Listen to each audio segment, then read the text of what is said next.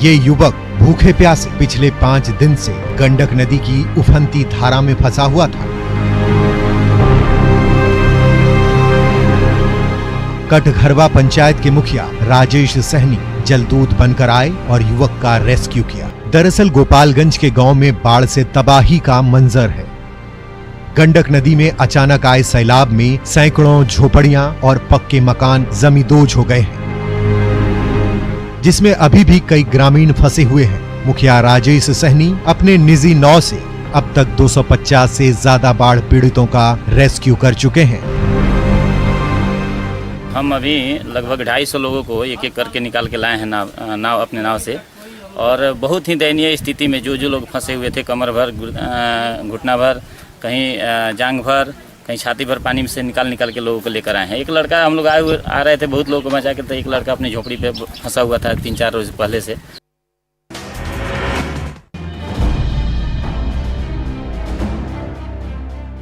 बागमती नदी के कहर से समस्तीपुर के 100 से ज्यादा गांव जलमग्न हो गए हैं और जिंदगी थमसी गई। जटमलपुर गांव में सबसे ज्यादा तबाही मची है, तो मोड़वाड़ा गांव के ग्रामीण पिछले 5 दिन से पानी में घिरे हुए हैं। यहां तक आने जाने का कोई साधन नहीं है। ऐसे में लकड़ी का नाव ही एकमात्र सहारा बचा है। पिछले 50 साल से बाढ़ की विनाश लीला देखते आ रहे नाविक मोजो सहनी ने बाढ़ के बीच मोर्चा संभाल लिया है। सरकार कहती है कि एनडीआरएफ और एसडीआरएफ के जवान जाएंगे, बोट मिलेगा, ये सब नहीं मिलता है। ये सब नहीं मिलता है, कुछ नहीं है यहाँ। हाँ, कुछ नहीं है यहाँ। और अपनी नाव से मरीजों से लेकर जरूरतमंदों को ठिकाने तक पहुँचा रहे हैं। 50 साल से हम लोग नाव मने चलाते हैं, मने हर साल। हाँ, मने साले यही कारोबार है। अच्छा। 1 महीना 2 महीना ना ही मने चलता है, या मने मलाह के मिलता है 10 दिन के, 15 दिन के मात्र। कितना दिन अभी नाव चलाइएगा? अभी जब तक पानी रहेगा तब तक चलाते रहेंगे। बाढ़ से बिहार के कई जिले बुरी तरह से प्रभावित हैं। हालत ये हो गई है कि बाढ़ प्रभावितों को अपना घर बार छोड़ना पड़ रहा है। तो समस्तीपुर के मोड़वाड़ा गांव में बाढ़ के संकट के बीच हिंदू मुस्लिम एकता की मिसाल देखने को मिली। बाढ़ के पानी में स्थानीय निवासी देवेंद्र का घर डूब गया, तो मुश्किल घड़ी में दोस्त मोहम्मद मंसूर काम आया। उन्होंने अपने दोस्त को घर बनाने के लिए न सिर्फ अपनी जमीन दी, बल्कि घर बनाने में हाथ भी बटाया। हमको घर में बाढ़ चला गया, तो हमको जगह में पानी है, तो यहाँ पर बनाने के लिए दिया है। आप क्या कहीं जा रहे थे? नहीं, बांध पर जाते हैं। अच्छा। तो ये दे दिए हैं, तो यहीं पर बना रहे हैं, यहीं पर रहेंगे। यहाँ हिंदू मुसलमान बहुत जमाना से है, कभी द्वेष भाव नहीं हुआ। यहाँ हिंदू मुसलमान मिल कर के चलते हैं, रहते हैं, प्रेम भाव बना हुआ है। कोई यहाँ झगड़ा तकरार नहीं है हिंदू मुसलमान में।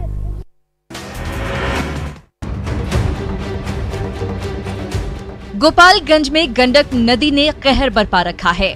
कई गांवों और घरों में पानी भर गया है, तो रजवाही गांव के बाढ़ प्रभावितों को नेशनल हाईवे पर शरण लेनी पड़ रही है। उनका सारा सामान बाढ़ की भेंट चढ़ गया है और फसल बर्बाद हो गई है। ऐसे में इस सड़क पर टेंट और झोपड़ी बनाकर उन्हें अपना ठिकाना बनाना पड़ा है, लेकिन यहाँ उनके सामने खाने पीने का गंभीर संकट खड़ा हो गया है।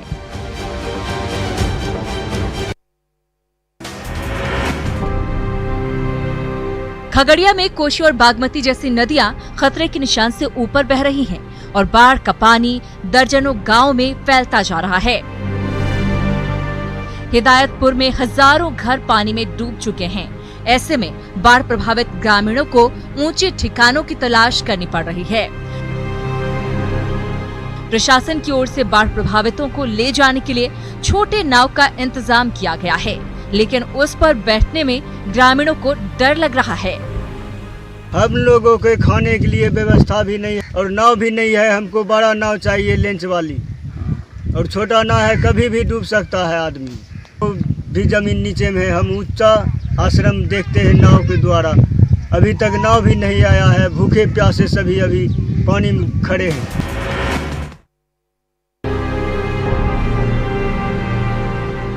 सुपौल जिले में कोसी नदी की गोद में बसे मुरौना प्रखंड के मानाटोला और खोखनाहा जैसे दर्जनों गांव में इन दिनों सन्नाटा पसरा है।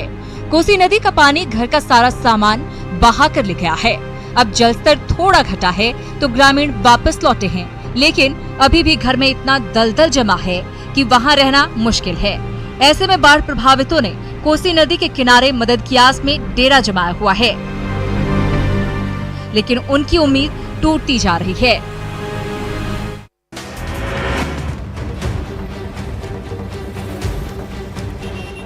सीतामढ़ी में बाढ़ की त्रासदी से जनजीवन अस्त व्यस्त है। मनुष्य मारा नदी के कहर से रीगा प्रखंड के कई गांव में नारकीय हालात हो गए हैं। बखरी और नरहा धाप टोली को जोड़ने वाले पुल पर पानी भर गया है।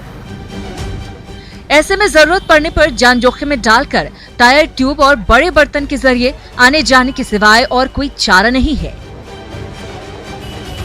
किसी की तबीयत बिगड़ जाए तो फिर भगवान ही मालिक है। आज मेरे पास डेंगी भी नहीं हुई है, 500 से ऊपर का बस्ती है। रात को अगर तबीयत खराब हो जाएगा, इमरजेंसी होगा, हम लोग कैसे लाएंगे? और घास भी लाते हैं मवेशी के लिए तो काट करके ट्यूब के सहारे लाते हैं, बर्तन के सहारे लाते हैं। छपरा के पानापुर में गंडक नदी का प्रकोप थमने का नाम नहीं ले रहा। कई गांवों का सड़क संपर्क टूट गया है। सारण तटबंध के निचले इलाके में बसे 150 से ज्यादा गांवों में हालात नारकीय हो गए हैं। रामरुद्रपुर में पानी के तेज बहाव से कई मकान जमींदोज होने के कगार पर हैं। ऐसे में बड़ी संख्या में बाढ़ पीड़ितों ने अपना घर बार छोड़कर ऊंचे ठिकानों पर शरण ले ली है, लेकिन उनके सामने खाने पीने का संकट खड़ा हो गया है।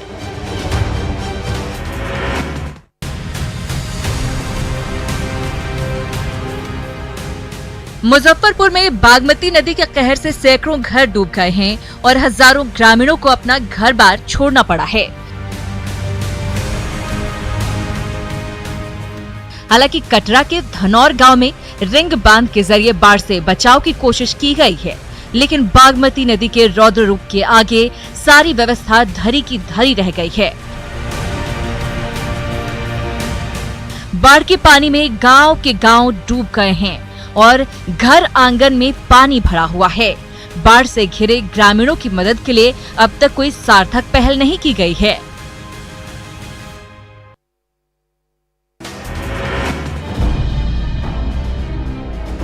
नेपाल के तराई वाले इलाके में बारिश थमने से गंडक नदी का जलस्तर लगातार कम हो रहा है। नेपाल सीमा पर वाल्मीकि नगर बराज से वाटर डिस्चार्ज घटकर 1,44,000 क्यूसेक तक पहुंच गया है, जो बारिश के दिनों में सामान्य जलस्तर माना जाता है। ऐसे में निचले इलाकों से बाढ़ का पानी धीरे धीरे उतरने लगा है। इससे बाढ़ प्रभावितों ने फिलहाल राहत की सांस तो ली है, लेकिन आने वाले समय में अगर बारिश हुई तो गंडक नदी का जलस्तर फिर बढ़ सकता है।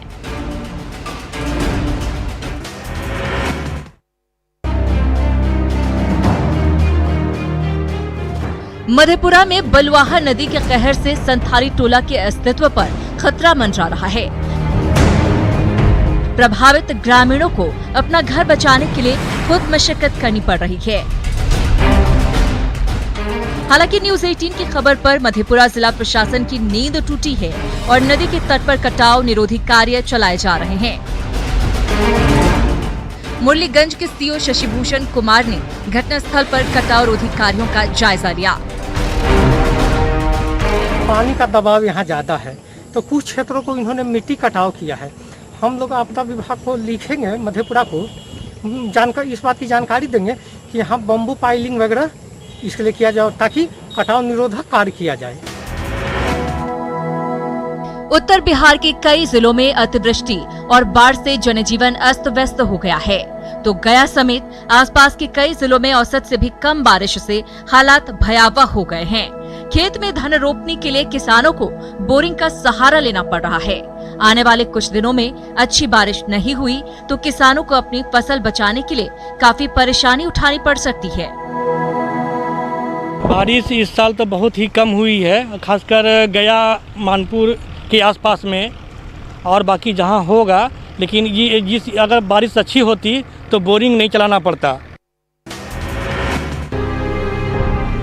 मधेपुरा में लगातार बारिश और नदियों के उफान के चलते केला, धान, मक्का और पटसन समेत कई फसलों को काफी नुकसान हुआ है।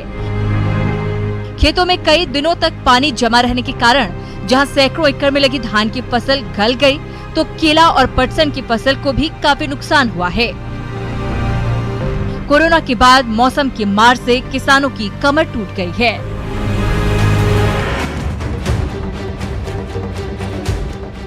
पूर्णिया के रास्ते उत्तर भारत को नॉर्थ ईस्ट से जोड़ने वाले NH 31 की हालत इन दिनों बेहद जर्जर हो गई है। मानसून से पहले ही सड़क की मरम्मत होनी चाहिए थी, लेकिन विभाग ने ध्यान नहीं दिया। अब जब बारिश शुरू हो गई तो जल जमाव ने सड़क की सूरत और बिगाड़ कर रख दी है।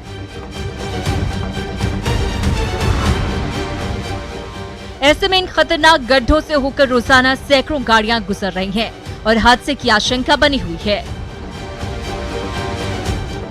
NHAI ने अब तक न तो खतरनाक जगहों को चिन्हित किया है और न मरम्मत शुरू की है। ऐसे में राहगीरों का बुरा हाल है।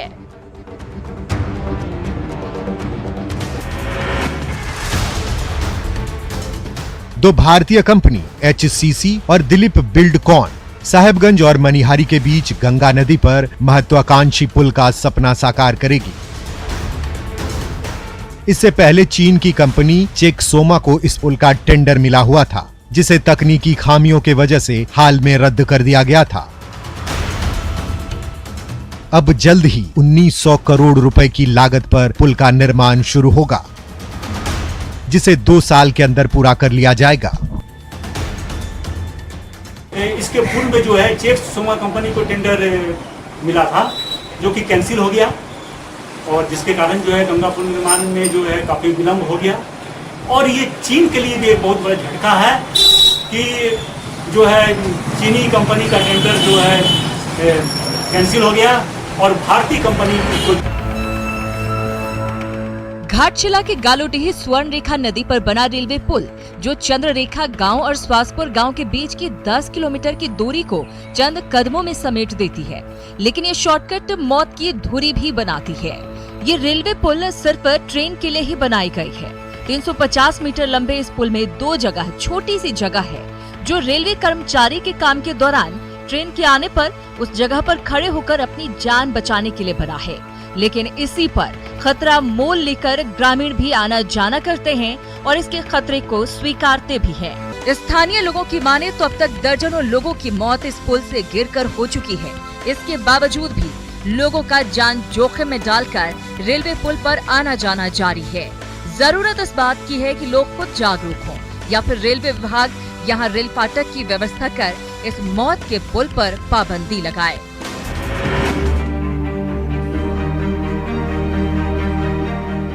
भागलपुर में कोरोना मरीजों के बढ़ते आंकड़े के बीच रेलवे ने 11 कोच की कोविड आइसोलेशन बॉगी तैयार की है, जिसे भागलपुर रेलवे स्टेशन के प्लेटफॉर्म नंबर 6 पर लगाया गया है। इसमें 9 जनरल और एक स्लीपर और AC कोच है। 10 कोच में एक साथ 160 मरीजों को रखने का इंतजाम है, तो AC कोच में डॉक्टर्स के रहने की व्यवस्था है। हर कोच में बाथरूम, टॉयलेट और डस्टबिन और ऑक्सीजन सिलेंडर भी रखा गया है। कोच की खिड़की को मॉस्किटो मैश से कवर किया गया है, तो मरीजों को एम्बुलेंस से बॉगी तक लाने और ले जाने के लिए सड़क भी बनाई गई है।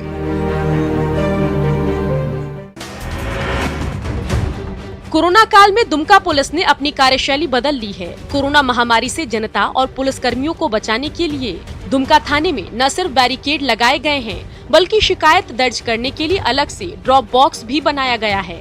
फरियादियों की शिकायत इस ड्रॉप बॉक्स के जरिए अधिकारियों तक पहुंचती है, फिर उस पर दुमका पुलिस कानून सम्मत कार्रवाई करती है। केबिन टाइप का बना दिया गया है, उसमें OD अफसर रहेंगे, एक बॉक्स रख दिया गया है। उस बॉक्स में वो एप्लीकेशन देंगे, वो सैनिटाइज होगा, उसके बाद ही एप्लीकेशन पुटअप होगा। और जो अर्जेंट है उसका हम लोग जो है कि मोबाइल पर मौके ऑरल उसका शिकायत सुन के हम लोग तुरंत कार्रवाई कर रहे हैं।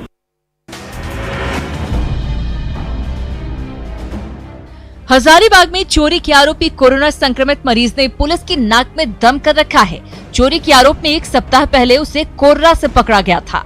जांच में कोरोना पॉजिटिव पाए जाने पर हजारीबाग सदर थाना और कोरा थाने को सील कर दिया गया।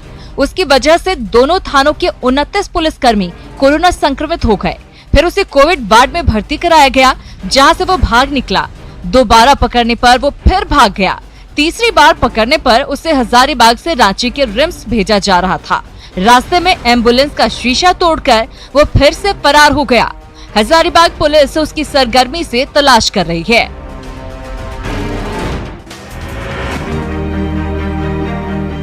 कोरोना काल में देवघर के प्रसिद्ध पर्यटक स्थल त्रिकूट पहाड़ में कुछ इस कदर सन्नाटा पसरा हुआ है। 100 से ज्यादा दुकानों पर ताले लटके हुए हैं। सीढ़ियों पर चहल पहल नदारद है तो रोपवे का आनंद उठाने वाले सैलानी भी गायब हैं। इस इलाके में पिछले 4 महीने से ऐसा ही नजारा है। ऐसे में पर्यटकों की आवाजाही से पेट पालने वाले दुकानदारों के सामने गंभीर आर्थिक संकट खड़ा हो गया है। मोदी जी चावल उवल दे रहा है, जिसके चलते हम लोग अभी तक उपस्थित और जीवित हैं। नहीं तो और क्या हो जाता कहना मुश्किल है। कहीं काम धंधा भी सब टाइम पर भी नहीं मिलता है।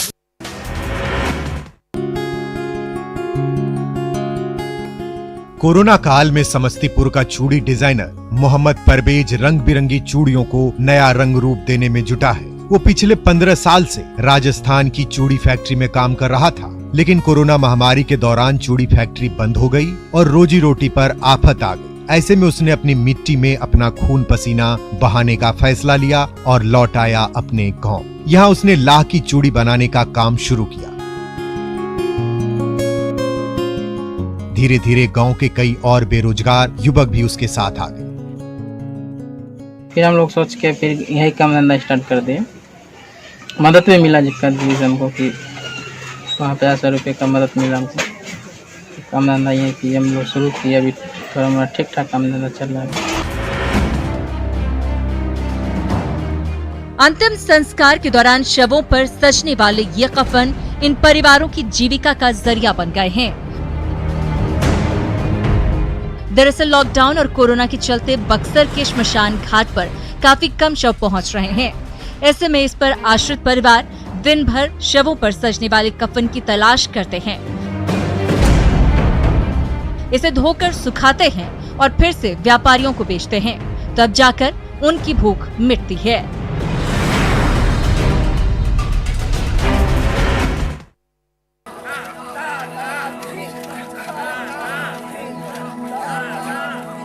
गुमला में कोरोना काल में मानसिक तनाव से राहत दिलाने और शारीरिक रूप से फिट रखने के लिए जवानों को नियमित रूप से योग कराया जा रहा है। गुमला पुलिस लाइन में कई जाने माने योग गुरु इन दिनों पुलिस जवानों को योग करा रहे हैं। दरअसल कोरोना काल में पुलिस कर्मियों पर काम का बोझ काफी बढ़ गया है। ऐसे में उन्हें फिट रखने के लिए पुलिस महकमे ने ये पहल की है। इससे न सिर्फ उन्हें मानसिक दबाव से मुक्ति मिल रही है, बल्कि नई ऊर्जा का भी संचार हो रहा है। जब हम लोग एक सप्ताह से कर रहे थे, अपने आप एक बदलाव महसूस कर रहे हैं। अब ऐसा लग रहा है कि नहीं, ऐसी ये चीज़ करना बहुत लाजमी था, बहुत ज़रूरी था। लेकिन हम लोग समय कमी की वजह से कर नहीं पा रहे थे। लेकिन इन दोनों के आने की वजह से हम लोग एक सप्ताह हम लोग के बीच में रहे, तो उन्होंने बताया कि सही इसका क्या महत्व है। और जब से हम लोग इस चीज़ को कर रहे हैं एक सप्ताह से, तो अब हम लोग कोशिश करेंगे कि इस चीज़ को हम लोग अपने अंदर आत्मसात करें। देवघर के तीर्थ पुरोहितों ने जंगल से चुनकर लाए गए दुर्लभ प्रजाति के बेलपत्रों से बाबा बैद्यनाथ का श्रृंगार किया। बेलपत्र शिव को बेहद प्रिय है, इसलिए हर साल सावन में बेलपत्रों से भोलेनाथ का श्रृंगार होता है, जिसे देखने के लिए दूर दराज से भक्तों का तांता लगा रहता है। लेकिन इस बार कोरोना के कहर के चलते बैद्यनाथ धाम के कपाट श्रद्धालुओं के लिए बंद हैं। इसके बावजूद तीर्थ पुरोहितों ने सालों पुरानी परंपरा का निर्वहन किया और चांदी की थाली पर आकर्षक तरीके से बेलपत्रों की प्रदर्शनी भी लगाई।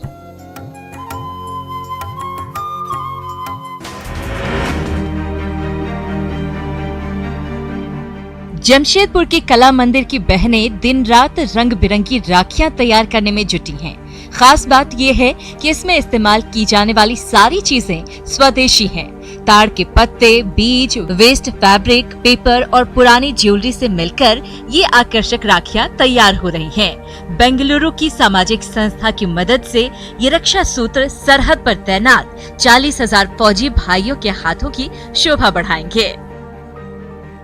इतने सारे बहने हैं, कलाकार बहने, ये लोग अपने फौजी भाई को राखी भेज रहे हैं। जो फौजी हमारे लिए बॉर्डर में दिन रात खट रहे हैं, जान दे रहे हैं, उनके प्रति एक जेस्चर है कलाकार महिला कलाकारों का।